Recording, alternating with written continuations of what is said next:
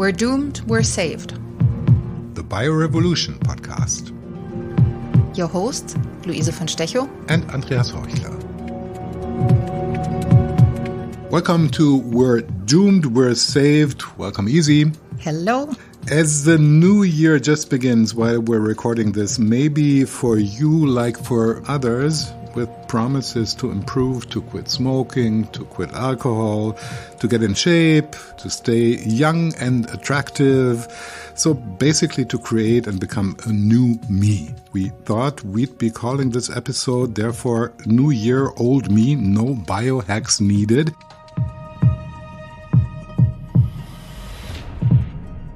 So while there are real shortcuts and fake abbreviations to reach some of those goals, there's also traditional ways. And we'll try to distinguish what's worth trying and what to avoid. And as always, Easy, you brought quotes. Yes, I brought some quotes today from a very inspiring figure, at least if you believe some bigger names in Hollywood. I think he is like an influence on people like Justin Bieber and the Kardashians. Okay. So if you're in these realms, he might be your go-to person. And I think for many, many other more, let's say, regular people as well. And he's the Dutch Iceman, Wim Hof, who came up with a breathing technique, like kind of hyperventilation that is then followed by immersing yourself in ice cold water. And this supposedly has a lot of good physiological outcomes, disease prevention, makes you stronger, better, healthier, and maybe also even live longer. And he said you have the ability to control your own physiology, which is what he's trying to prove. And in part is also capable of proving, but we're going into the details of that in a second. And I want to bring another quote from Norbert Wiener. He's a mathematician, American scientist, who is the father of a field called cybernetics, which I had actually not heard of, even though I realized when I looked it up that it also is quite important for biology. And this is a field that's concerned with the control and communication in the animal and the machine. So it's regulatory circular processes that happen both in physiological beings, so humans, but also in machines. And also is interesting for the fusion of human and machine. In that sense, actually quite interesting for the biohacking that views the body as a machine. And what he says, Wiener, is we have modified our environment so radically that we must now modify ourselves to exist in this new environment, which again brings us back to some of the things we discussed already.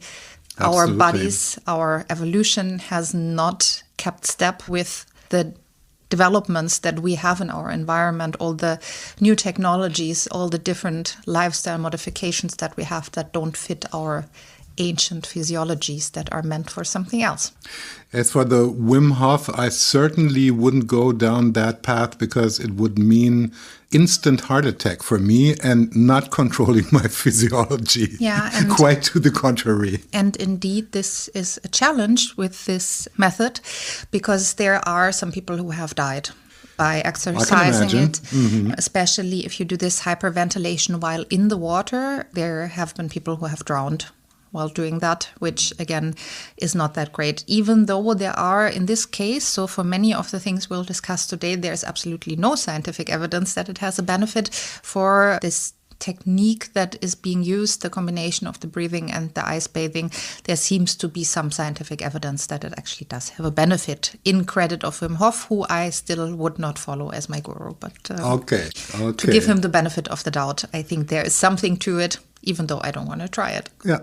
So let's check the lay of the land. I guess most people know a regimen of eat well, sleep well, exercise on a regular basis is a good measure, and B, have the experience that if they start the routine on January 1st, they are about to quit by mid-February probably.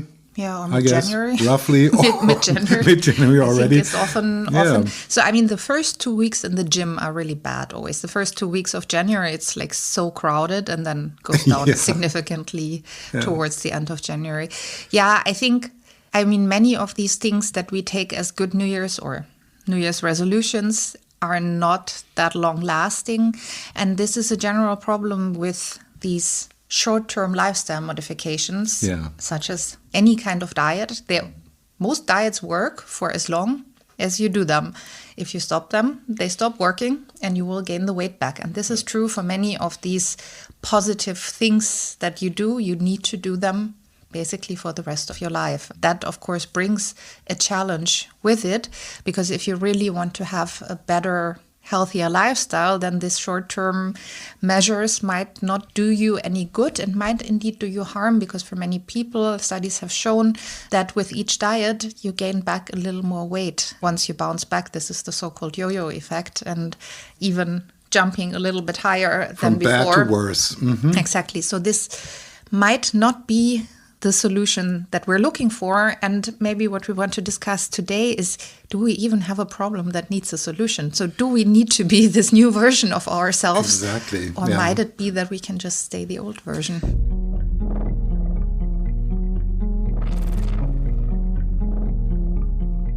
And I think this is one of the really fascinating aspects of today's show, and we'll get to that towards the end to talk exactly about that. Why do we try in the first place? But for the time being, we'll discuss the hacks, of course, and what is happening while we speak. So it should be interesting to know more about the why fail, why do we want to change, as discussed, why don't we succeed, and how do biohacking mechanisms help or don't help, do quite the opposite, and how massive do they enter the scene? I believe that it's a huge, massive business case, first of all. Yeah, absolutely. And I think biohacking, used to be, so we talked about it, I think, roughly 2 years ago. And it was still then a little bit more niche topic, but especially with the help of social media, but also with very popular podcasts like last episode we discussed Andrew Huberman, the original bio bro, who influences a lot of people in the way that they structure their day, what kind of supplements they take and everything else. So this idea of biohacking. So what does biohacking mean? It means that you somehow, as suggested also in the 2 quotes that I brought, hack your biology. So you influence your physiology by your own willpower to change your body. And this, of course, appears quite appealing to many people who want to become a better version of themselves. So there we have many, many different routes that this biohacking might take. And today we want to talk about the more, let's say, down to earth, the more normal ones that are more through lifestyle, diet, exercise modifications. There are also people, and we talked about that in the past, and I think we'll talk about it again, who want to become cyborgs, put electronic devices into their brains and bodies, implants, people who perform genetic modifications on themselves, and even people who take a lot of prescription medicine that is not meant for them. So we'll steer clear of these more extreme cases for today and think a little bit about the regular biohacker, who is basically almost anyone today, because already counting your steps with your iPhone might be counted or might be seen as a mechanism of biohacking. So it involves any kind of diet that is very specific. So, for example, leaving out complete food groups or having very specific eating regimens, for example, doing interval fasting, having deprivation diets where you have like these almost starvation events within the diet. You have, again, like specific exercise routines, high intensity, low intensity, whatever it needs. There is often some practice of meditation, of mindfulness, of some kind of do-it-yourself cognitive behavioral therapy involved. There is a lot of supplement taking and medication taking involved.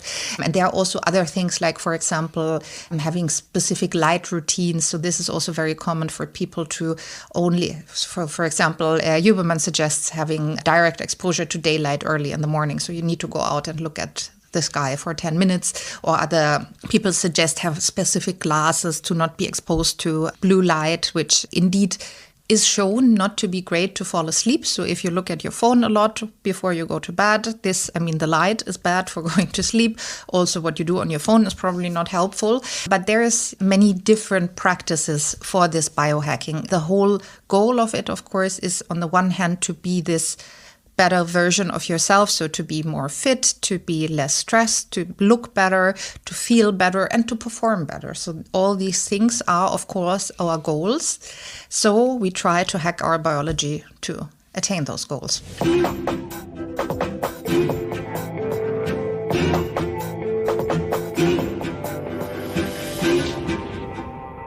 So let's have a closer look at two groups or two classes. By the way, if I want to check my step count for the day, I have to look into the blue light just before going to bed. Yeah. So that's a problem within itself. Let's talk about those two aspects. The supplements first. We've been talking about that. It doesn't make so much sense to digest a pound of vitamin C per day or so. It doesn't make you better or so. And then on the other hand, the technical devices that you already hinted to. But if we look at we might call it non-prescription medication, is there anything that makes sense? Or is it, at the end of the day, if I want to lose weight, it's going to be Ozempic? Don't sing the song. Ozempic. Oh, yeah. So Ozempic, by the way, has exactly the same. And they don't pay us, by the way. No, they don't. We just really like the song. Disclaimer. I mean, Ozempic has the same problem as diets, that you need to take it lifelong. Well, I mean, if you don't want to, and I'm not saying there are no people who benefit from a diet or from Ozempic and then manage to keep the weight off, but for most people, it has been shown that it doesn't really work. Supplements in general are not needed. This again goes along those lines of fixing a problem that we don't have, because we get enough of vitamins, of minerals, of nutrients through our diet. And this is not only for people who have like super specific vegan, super healthy diets. This is true for the average person who just eats normal, let's put it like that. It includes eating some vegetable and fruit, eating some protein, getting some carbs and some fats. So it doesn't work if you only eat frozen pizza. Fast food. This is very clear. Or if you only eat processed food, this logic does not apply. But if you eat like the regular person, a balanced and kind of like various diet, then you just get enough of all the things that you need. So there is no need to take extra supplements. There was a huge study published in 2023 where they looked, I think, at almost 70,000 patients who took vitamin supplements, and they showed very little, if no benefit on overall health, on cardiovascular health, on longevity, which anyways is a little bit difficult measure. We talked about it because, I mean, the ultimate measurement of longevity is longevity, which takes a very long time to measure. So in general, there is some case to be made, I think, for vitamin D in the winter when you don't get a lot of sunlight, and for people who have specific deficiencies or people who have specific diets. For example, for people who are vegans, it might be that it can be helpful to take certain supplements. But in general, on the average, we do not need them, which also means that we're putting something in our body that it needs to deal with, which might not have a positive effect. That also means that if you overload on these things that you don't need, you're actually stressing out your excretory organs. You're stressing out your kidneys and you're stressing out your liver, who do not need these things but need to get rid of them. And if you take them in excess, and especially if you take many of those on top of one another, this can actually get harmful.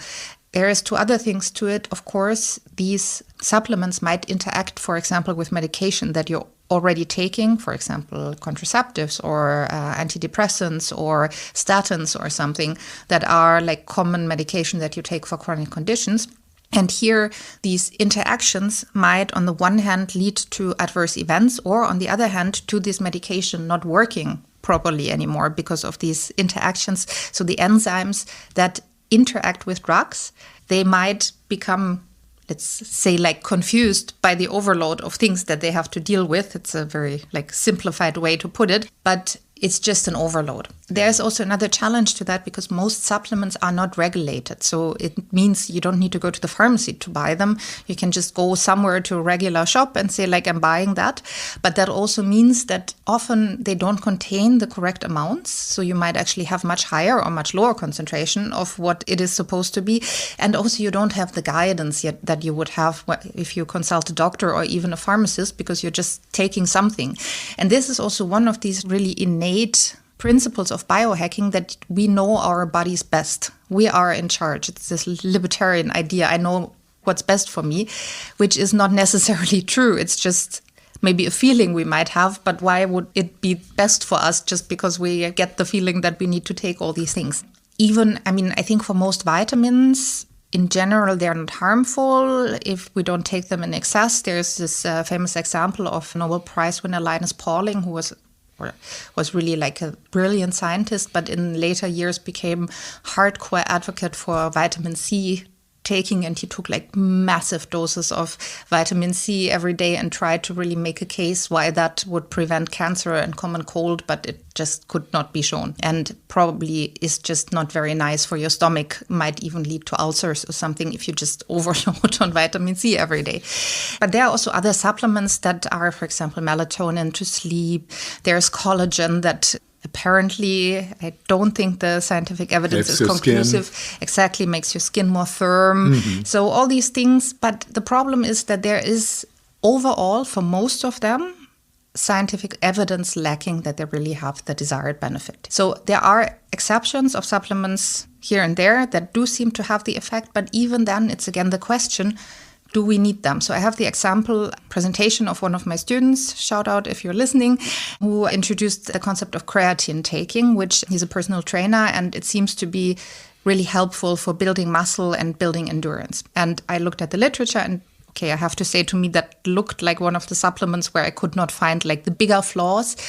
But then again, if I'm not like an athlete, a football player, whatever, I go running, I go to the gym a little bit, I go a little bit like hiking. Okay, sure. Yeah. And then I was wondering, why do I actually need to build muscle? Yeah. Maybe I don't. So maybe you don't. Maybe I don't. Yes. And then that again brings me back to the question, do we need to fix something that is not broken?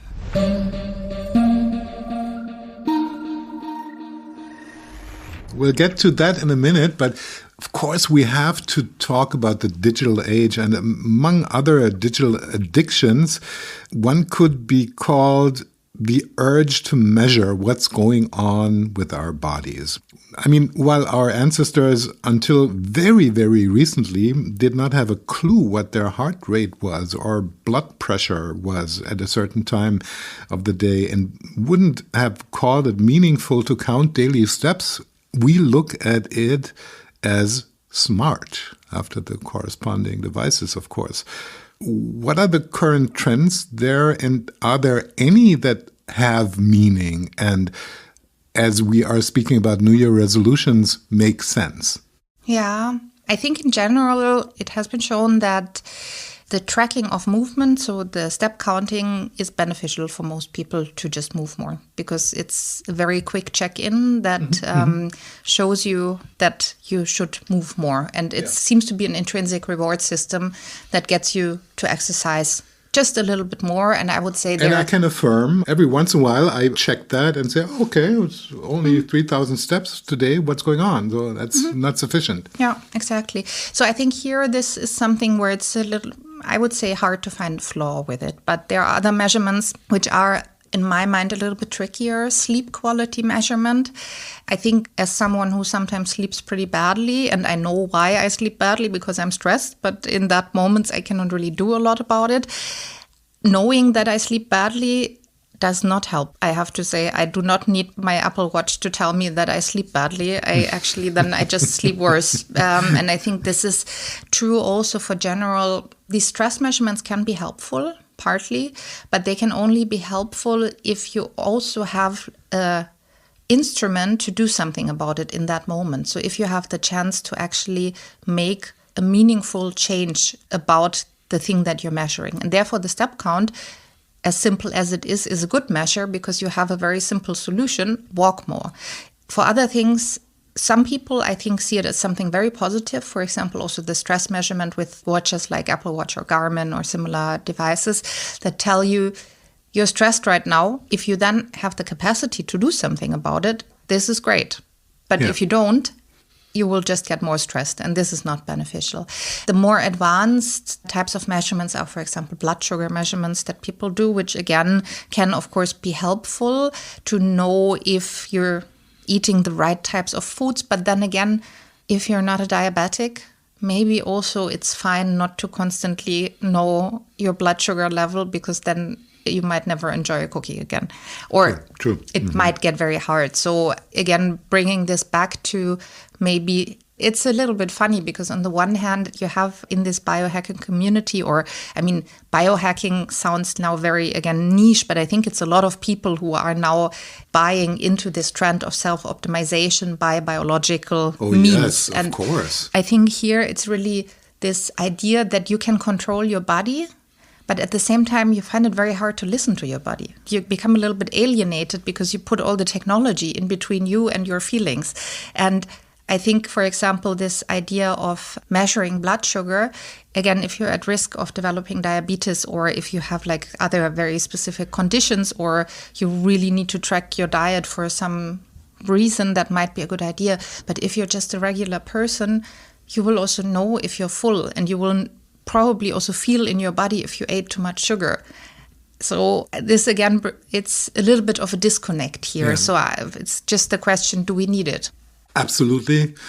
And speaks volumes again to what we do is not happening and defined in the frontal cortex. Not even mainly, right? No, I think the frontal... The decision-making I'm talking about. Yeah. I think the frontal cortex in the end puts meaning to it. So the decision is already being made, but then our frontal cortex tells us why we made the decision that we had made without its involvement, kind of. I hope this is very simplified. Brain scientists, you can write to me and tell me how it really works. But I think in simplified terms, this is unfortunately how it works. We are not only not in charge of our physiology, we're actually also less in charge of our minds than we think. And acknowledging this, I think, can be helpful to be a little bit kinder to ourselves. Because this, for me, the main challenge with the biohacking practice is that it lacks self-compassion and kindness, because you're constantly punishing yourself with something that you don't want. Ice water, near starving events. Exactly. And then, we didn't... Drugs. Yeah, but what we didn't talk about are these cognitive behavioral therapy and meditation practices, which again, if they're supervised properly and if you're in the right state of mind, can be extremely helpful, and they can be also quite harmful. And I think this is something that we haven't been told for a long time, because for these kind of meditation practices, it was always said, mindfulness is great, meditation is great, it's always the right thing to do. And it's not. And there are many people who report that, and they are actually, especially if you have these long-term silent meditation events, and this also is the same as this supposed dopamine fast that was very popular a couple of years ago. Now we have the cortisol detox, another BS term, but we talked about it There are many out there, increasingly so. Exactly. But I think the problem with this complete sensory deprivation that you get there is that for some people it can actually induce psychosis. And you want to do something good for yourself, but you're actually making yourself, there is a reason why prisoners are put into solitary confinement and why this is such a big deal and are considered a violation of human rights, because this is really bad for the human mind to have a stimulus-free environment where you're left alone with your thoughts. And if you're not doing very well mentally, and then you do that and you don't get the right mental health supervision, this can be harmful for many people. And you don't need to develop a psychosis. You can also just have a very bad experience. And the problem with all these practices, also with these very extreme diets, there was this famous example of the basic diet, so where you only were you anti-acidic foods, that was very popular at some point, where you got a lot of green smoothie type of drinks. The problem with these kind of very rigorous programs is that the solution is always the program. And if you're suffering, then you're not doing the program right.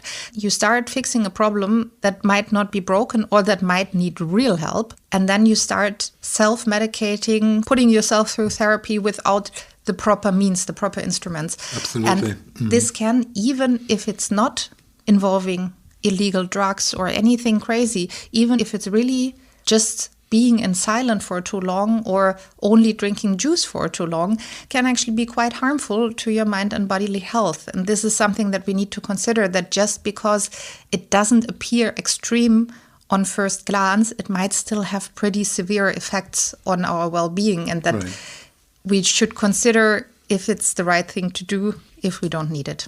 Big exclamation mark here, because many current developments we laugh about sitting at this table in this show. And please, listeners, forgive us, but we seem to be rational people who tend to regard certain developments as laughable. And so we just do, because we think it's funny if somebody eats supplements all day or jumps into ice water 3 times a day or something like that. The supplements I don't find so funny, but there's the thing called a coffee enema where you shoot coffee up your butt instead of drinking it. That one I find very funny. Oh my good God, yes. Terrible. Okay.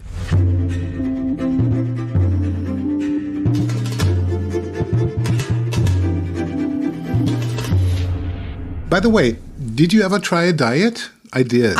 In my mid-20s or so, was very disappointed. Yeah, I did diets from the age of 14 until last year.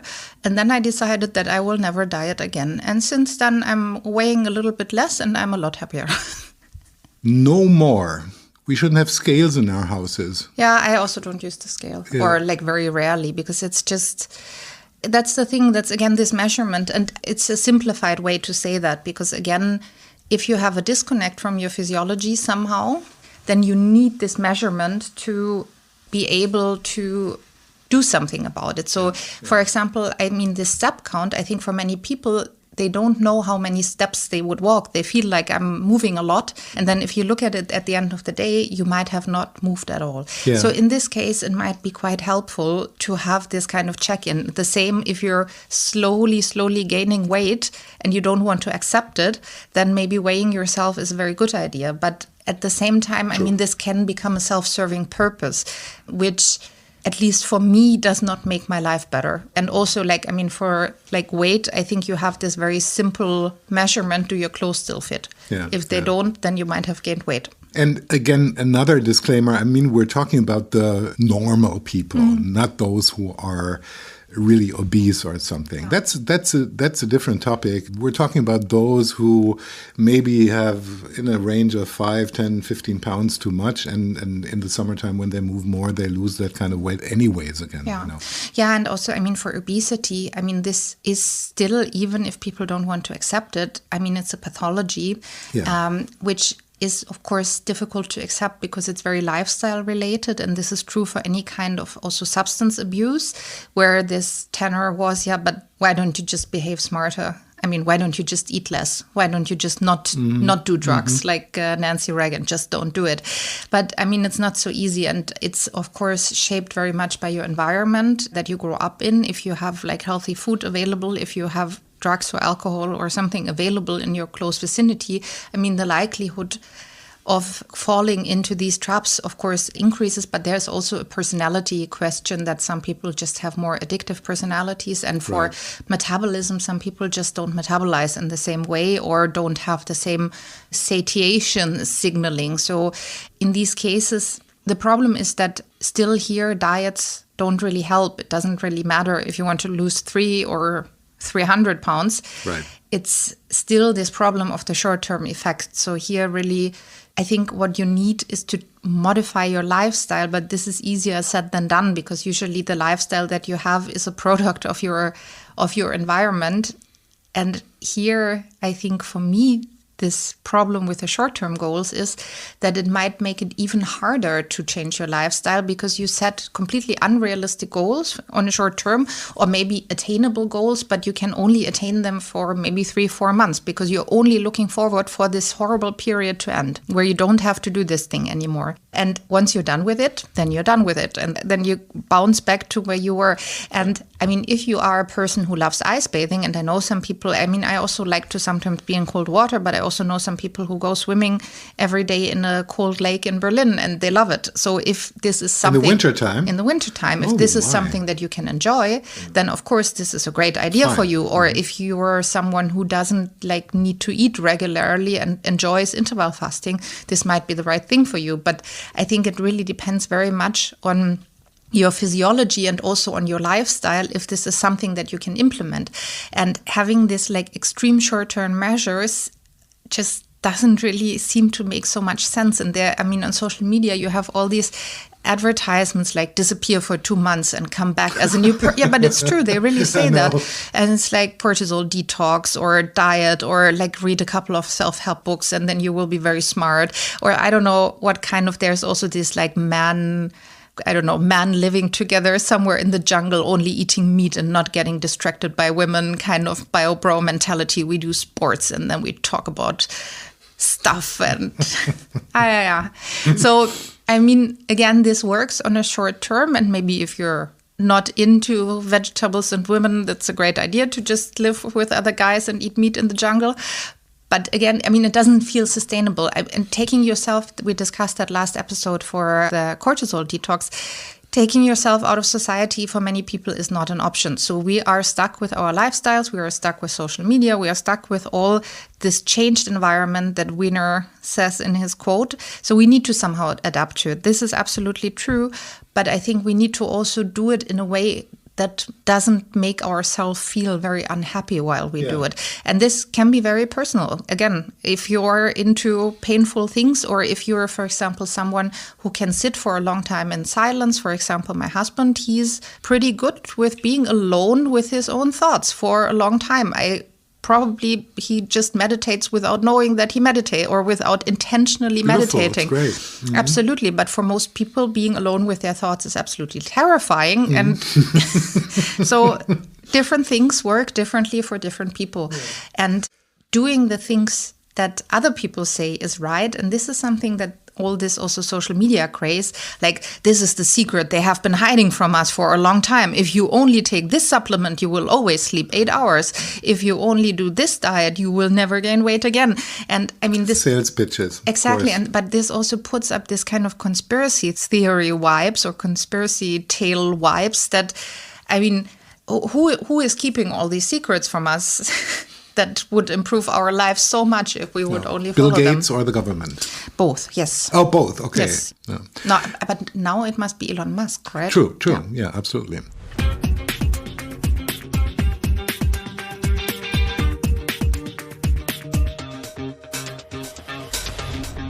Easy. We covered a lot of ground, but the crucial question remains, why the heck are we doing all this as humans? Yeah. Punishing ourselves each new year? Yeah, and this is a really interesting question. And this is completely my philosophy or my thinking now. So this is not any proven thing, but I still feel like this might be the reason. I mean, there are multiple reasons. And one of them is, of course, a societal pressure to constantly improve ourselves, because we hear that all the time, even before social media, living our best lives, being the best version of ourselves. And I mean, diets have been thriving not since this century, or the last century, but since the time of the ancient Greeks. So adhering to standards of beauty, standards of well-being. Health is a high good. Mm-hmm. Health is seen as an achievement. Not being healthy in many respects is also seen by society as a sort of failure. I mean, there is, and I think this is a little bit this Calvinist thinking behind it, that it's your fault if you're not healthy because you should have done differently. You should have not eaten so much. You should have not smoked. You should have walked more. You should have gone to the doctor more regularly. Should have not done all these bad things. This is a very common impulse if someone has any kind of sickness that has any cause that is non-genetic, let's put it like that people put a certain level of blame on the person, which is absolutely very unfortunate. And I think it's, in my mind, not the right way to go, because if we go down these lines, we're easily also punishing. I mean, would you withhold healthcare from someone who doesn't follow all the right rules? This is a really scary thought, but there are thoughts around this. I know. Mm-hmm. And in my mind, this is not the right way to go. At the same time, I think promoting healthy behaviors is really, I mean, all what I'm saying does not mean that I don't want people to be as healthy as possible. I'm just questioning the measures that are being taken and punishing someone so there is a clear link between smoking and lung cancer. And people know that. Mm-hmm. And they still smoke. And it's fine. And I would not put blame on that, because I think it's already punishment enough, except for someone coming from the outside and saying, you're doing wrong. Mm-hmm. Because, I mean, everyone who does certain unhealthy things knows that, right? Absolutely, I drink wine, and I know that it might be healthier not to do it, and I still do it. Right. I mean, not in excess, but still. So, I mean, clearly it would be better to not do it. Or I did a lot of sunbathing when I was younger. Clearly, my wrinkles show that I shouldn't have done it. I did it anyways. So this is the one layer. This is the societal layer. Again, I think massively amplified by social media, unpleasantly amplified by social media, constantly telling you need to do something because the way you are is wrong. But I think the other layer is on a personal level. And I'm really wondering why people, and I think this is especially in men common, this need for control. And this, again, brings you back to this, you can rule your physiology. And also a little bit to this cybernetics thing that I didn't know about, but this intersection between machine and human, because you want to turn your body into a machine. You want to be able to hack your body in a way that is easy, that's straightforward, and that's measurable, because you connect all these electronic devices to measure the success of your hacking. And the problem is that this does not work in my mind, because we are still humans, and being human is very messy. And I think what underlies this need for control is really the ultimate fear of the human condition of being afraid of being human, because it often, I mean, we have this idea that we're like the best possible evolved version, but many things that we evolved into don't make a lot of sense. And many things that we have, like these stress responses to non-relevant stressors like emails, phone calls, whatever, social anxiety, existential threat, dread, all these things. It's not nice to have. It's not nice to be human many, many moments of your life. It actually sucks a little bit to be human often. And the idea that if you just control your physiology, and if you control your mind by dopamine fasting, by meditating, if you control your body, if you control everything, you get rid of all these humanness that is so unpredictable and so terrifying. I think this might be a reason why people try to control their bodies so much. And I think the ultimate goal, of course, is longevity. And again, I mean, this is also a big part of being human, is that you will get old and we will get sick and you will die. And this sucks, of course. Of course it does, yes. And the idea that we can somehow control that is great. So I understand where it might come from. The only problem is that in the end it doesn't work, right? Because we will remain human and we will still have all these terrible things that happen to us. Like we need to write an email even though we're very stressed about it, and we need to go to an event where we need to talk to strangers, and it's like absolutely stressful and anxiety inducing, and all these things will happen, and we will age and the bodies will fail slowly. And accepting this, in my mind, is more helpful than trying to prevent it. But this is just my thoughts on it. Yeah, and I believe it's an act of reason. It's an act of keeping up the knowledge of the era of enlightenment in a way, which we seem to distance ourselves from increasingly through many aspects you just mentioned. Common sense at the end of the day. So that might be a good idea, especially for the new year. Thank you, Izzy. Yeah, thank you. And I would maybe say that what could be more helpful than trying to hack yourself is show a little bit more compassion for yourself in all the flaws that you have, because maybe they will not turn out to be as flawed as might appear on the surface. Beautiful remark, and subscribe to that very, very much. Thank you all for listening. Happy, healthy New Year to all of you. Not maybe associated to ultimate self-improvement, but self-love, as we just said. Wonderful. How do you like our show? Please leave a comment, subscribe to We're Doomed, We're Saved. Tell us about the Biorevolution topics you want us to cover in 2025. And again, stay healthy, stay optimistic. Thank you.